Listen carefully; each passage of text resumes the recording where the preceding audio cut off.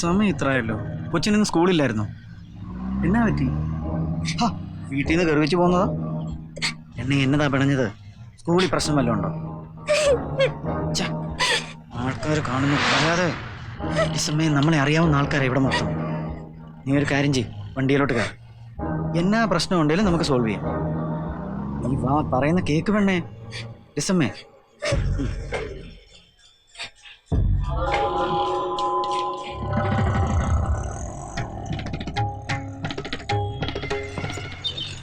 എന്റെ ലിസമ്മേ, അതിന് നമ്മളെങ്ങും പോകുന്നില്ലല്ലോ.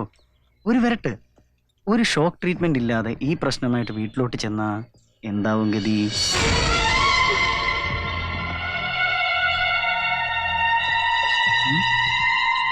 ഇന്നൊരു 8-9 മണിയാകുമ്പോഴേക്കും എല്ലാം ഒന്ന് കലങ്ങി തെളിയും.